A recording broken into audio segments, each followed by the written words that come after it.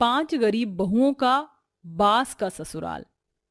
किशनपुर गांव में कैलाश और जितेंद्र नाम के 2 बचपन के दोस्त रहते थे। कैलाश बांस का काम किया करता था, जिसमें वो कई तरह की चीजें बनाया करता था, जैसे टोकरी, सूप और हाथ से किए जाने वाले पंखे।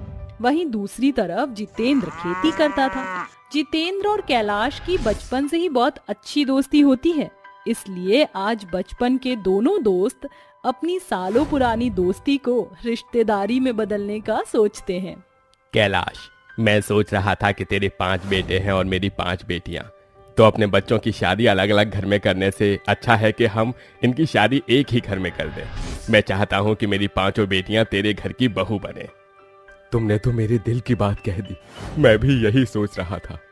कैलाश और जितेंद्र एक दूसरे की बात सुनकर काफी खुश होते हैं और जल्दी ही अपने बच्चों की आपस में शादी करवा देते हैं। शादी के बाद कुछ दिनों तक तो सब कुछ ठीक चल रहा होता है, लेकिन एक दिन। सेठ जी, आप हमारे साथ ऐसा कैसे कर सकते हैं?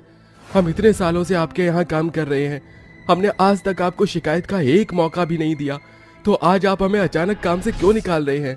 अरे तुम लोग जितनी पगार मुझसे ले रहे हो उससे आधी पगार में लोग यहाँ पर काम करने के लिए तैयार हैं, तो तुम लोगों को मैं क्यों ज्यादा पैसे देकर अपना नुकसान करूं? इसलिए ये लो तुम्हारे हिसाब के सारे पैसे, कल से काम पर आने की कोई जरूरत नहीं है।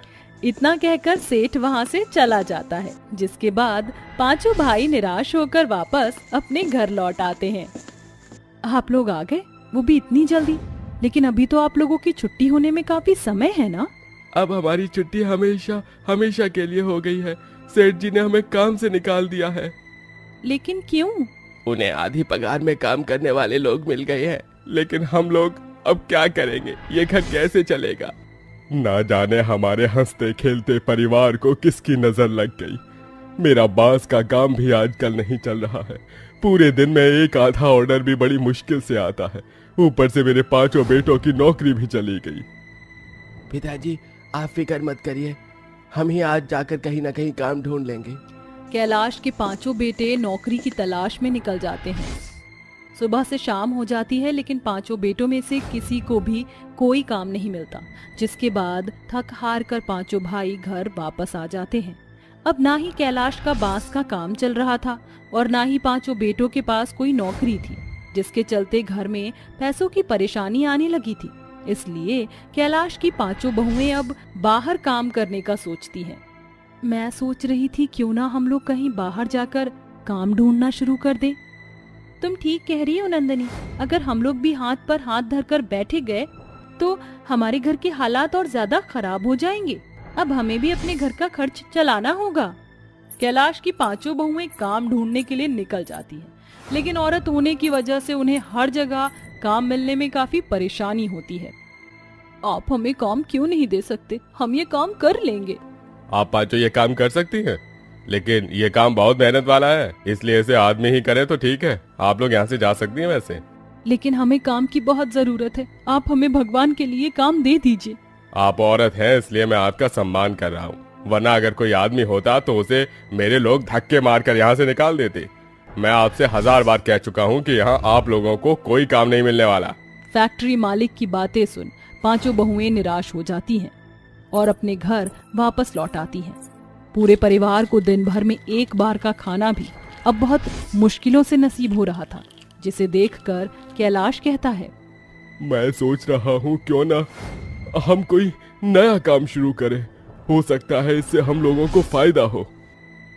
पिताजी, हम लोगों के पास इतने पैसे नहीं हैं कि हम कोई नया काम शुरू कर सके। इसके लिए हमें बहुत पैसों की जरूरत पड़ेगी। जानता हूँ, इसलिए मैं सोच रहा हूँ कि अपना घर में सेठ के पास गिरवी रख दूं, और गिरवी रखकर जो पैसे मिलेंगे उससे हम कोई नया काम शुरू कर लेंगे, और कुछ ही महीनों में उनके सारे पैसे हम वापस करके अपना घर छुड़ा लेंगे। कैलाश का आइडिया सबको पसंद आता है, जिसके बाद कैलाश अपने गांव के सेठ के पास अपना घर गिरवी रख देता है और उससे मिलने वाले पैसों से एक मिठाई की दुकान शुरू कर देता है। कुछ दिन तो कैलाश की मिठाई की दुकान ठीक ठाक चलती है, लेकिन धीरे धीरे अब कैलाश की मिठाई की दुकान पर मक्खी भी भिनकना बंद हो जाती है। भगवान, ये क्या हो रहा है हमारे साथ? पहले मेरा बांस का काम चलना बंद हो गया और अब ये मिठाई की दुकान। अगर ऐसा ही चलता रहा तो कुछ ही दिनों में हम रास्ते पर आ जाएंगे। कैलाश की बात सच होती है और कुछ दिनों में कैलाश की मिठाई की दुकान बंद हो जाती है।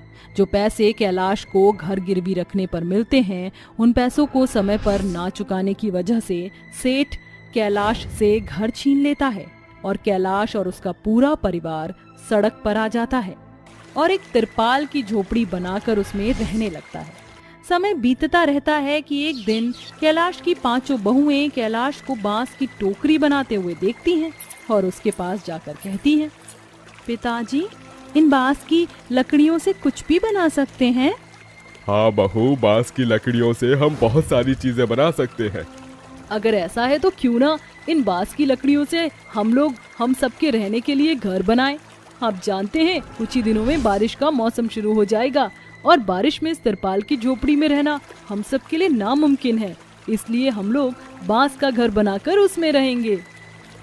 मेघा की बात सुनकर कैलाश बहुत खुश होता है, जिसके बाद कैलाश बहुत सारे बांस की लकड़ियां लेकर आता है और 5 बहुएं उन बांस की लकड़ियों से बांस का घर बनाती हैं। बांस का घर बनने में 2 से 3 दिनों का समय लग जाता है और आखिरकार 5 बहू का बांस का ससुराल बनकर तैयार हो जाता है और सारा परिवार बांस के घर में खुशी खुशी रहने लगता है।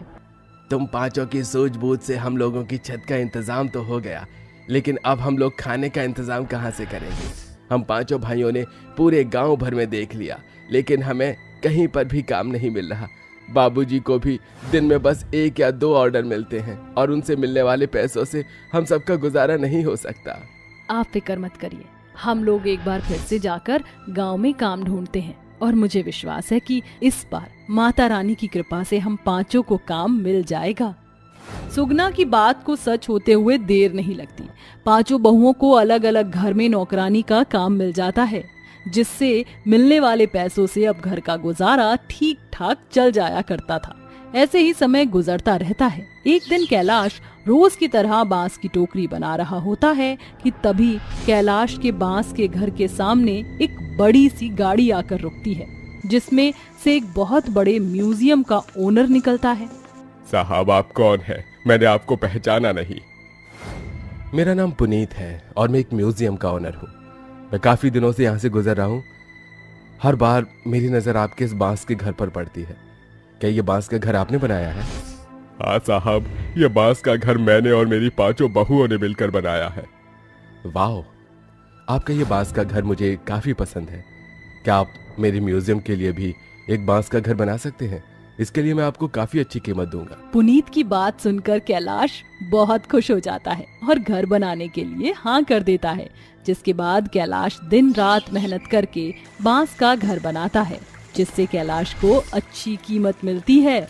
बांस के घर को बनाने पर जो पैसे कैलाश को मिलते हैं, उन पैसों से कैलाश जाकर अपना मकान सेठ के पास से छुड़वा लेता है और अपने परिवार के साथ कैलाश दोबारा उस मकान में रहने लगता है।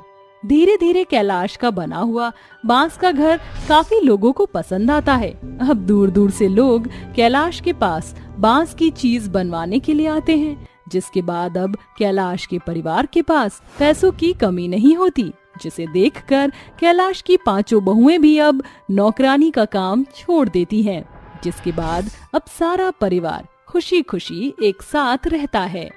अरे बहू, तुम दोनों यहाँ क्या कर रही हो? चलो जाकर सभी के लिए नाश्ता बना लो।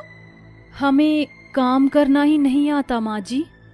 आपकी 3 गरीब काली बहू हैं, तो उनसे ही घर के कामकाज करने के लिए कहो। वो दोनों ऐसा कहकर अपने अपने कमरों में चली जाती हैं। तभी वहाँ पर सरिता के दोनों बेटे आ जाते हैं। आज तुम दोनों की वजह से ही तुम्हारी पत्नियां मेरी एक नहीं सुनती और करो अमीर और गौरी लड़कियों से शादी। अरे माँ, ये दोनों अमीर बाप की बेटी है, उन्हें घर के काम करने की आदत नहीं है। खैर कोई बात नहीं, धीरे धीरे सब आ जाएगा उन्हें। ये सब छोड़ो माँ, और ये देखो, अब हम 5 भाई दुबई जाएंगे और वहाँ पर खूब पैसा कमाएंगे। फिर देखना, बहुत जल्द हमारी परेशानियाँ खत्म हो जाएंगी। उसके बाद दोनों बेटे उसके सामने अपने दुबई के पासपोर्ट रख देते हैं। अरे वाह बेटा, अब तो हमारी परेशानियां धीरे धीरे खत्म हो जाएंगी और हमें ये गरीबी नहीं झेलनी पड़ेगी। दुबई जाने के बाद भैया हमें कांटेक्ट करते रहना। ये सब तो ठीक है माँ, लेकिन आपने अभी तक नाश्ता नहीं बनाया। तभी सरिता अपनी तीनों गरीब काली बहुओं को आवाज लगाती है, जो बहुत मेहनती और समझदार होती हैं। पुष्पा, नेहा, मेघा, कहाँ पर हो तुम तीनों? कहीं नजर नहीं आ रही हो। हे भगवान, एक तरफ मेरी दोनों अमीर बहू ने मेरी नाक में दम करके रखा है और दूसरी तरफ मेरी ये गरीब बहुएं जिनका कोई अता पता ही नहीं रहता। अब मैं इनका क्या ही करूं? सरिता ऐसा कह ही रही थी कि तभी वहां पर उसकी तीनों गरीब बहू आ जाती हैं और कहती हैं, माँ जी, हम तो यहीं पर थे, बस थोड़ा सा काम कर रहे थे। बताइए माँ जी, आपने हमें क्यों बुलाया है? सुबह से ये समय हो गया और किसी ने अभी तक कुछ भी खाने के लिए नहीं बनाया। जाओ, सबसे पहले सबके लिए नाश्ता बना कर लाओ। आज नाश्ता तो हमने पहले ही बना कर रख दिया था। आप सभी टेबल पर जाकर बैठ जाइए, हम अभी सबके लिए नाश्ता लगा देते हैं।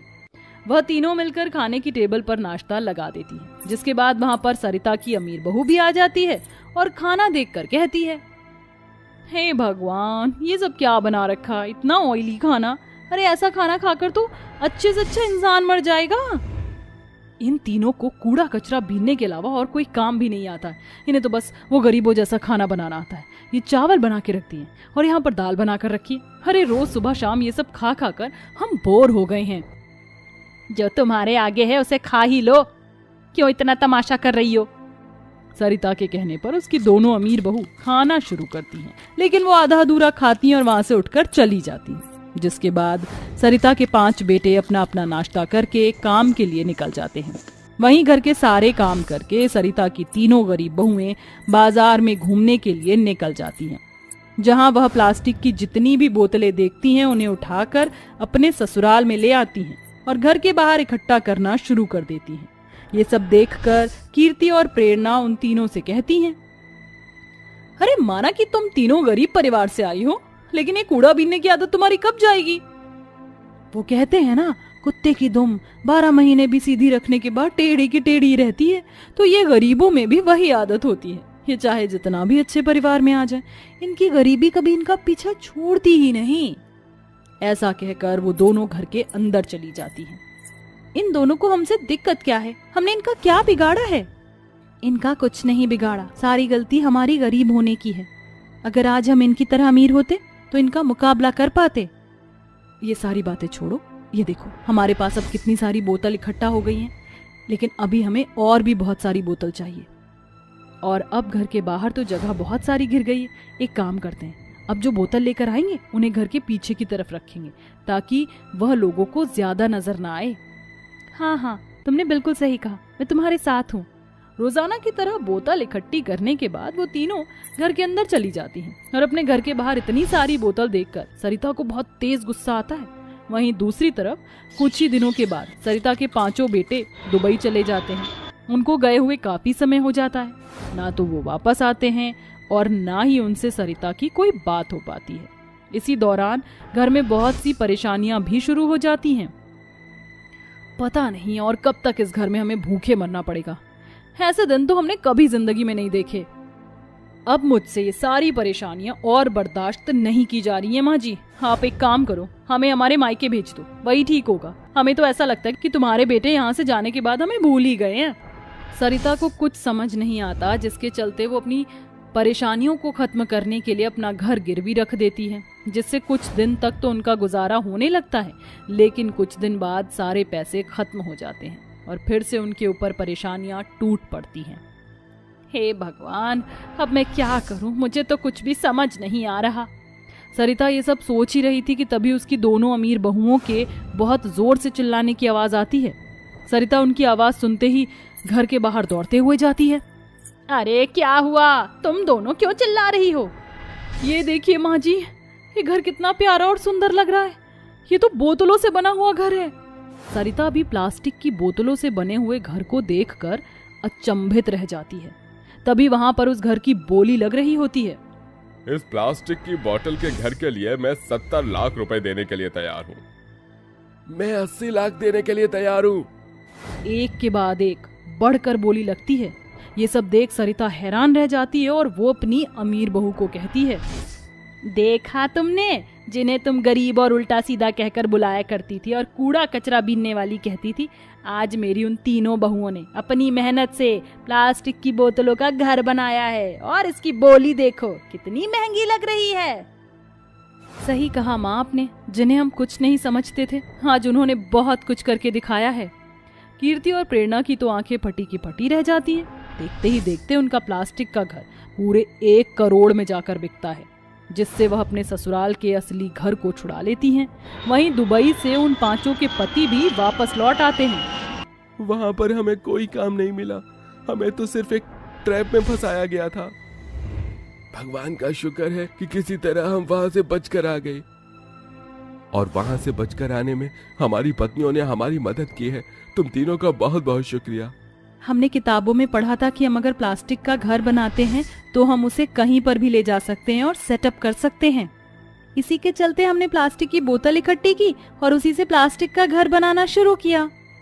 ससुराल में हमें अपना प्लास्टिक का घर बनाना मुश्किल तो बहुत लगा, लेकिन हमने अपनी मेहनत से कामयाबी हासिल कर ली। अब हमारा घर पूरे 1 करोड़ में बिका है। अब किसी को कोई परेशानी नहीं होगी। उनकी कामयाबी देखकर कीर्ति और प्रेरणा दोनों उनसे माफी मांगती हैं, और वहीं सरिता को भी अपनी गलती का एहसास होता है और वो भी उनसे माफी मांगती है। हमें माफ कर दो जेठानी जी, हमने तुम्हें बहुत उल्टा सीधा कहा। क्या अब आप हमें भी इस तरह मेहनत करना सिखा सकती हो? अरे हाँ, क्यों नहीं। हम सब अब एक साथ मिलकर इस काम को करेंगे। अपने कमाए हुए पैसों से वो तीनों अब अपने तीनों पति और उनके भाइयों का खुद का बिजनेस खुलवा देती हैं और अपने ससुराल का मकान भी छुड़वा लेती हैं। वहीं दूसरी तरफ वो तीनों मिलकर प्रेरणा और कीर्ति को भी अपने काम में शामिल कर लेती हैं। अब वह दोनों भी उन तीनों के साथ मिलकर मेहनत करती हैं और प्लास्टिक के घर बनाकर बेचना शुरू कर देती हैं, जिसके बाद वो सब एक साथ खुशी खुशी रहने लगते हैं।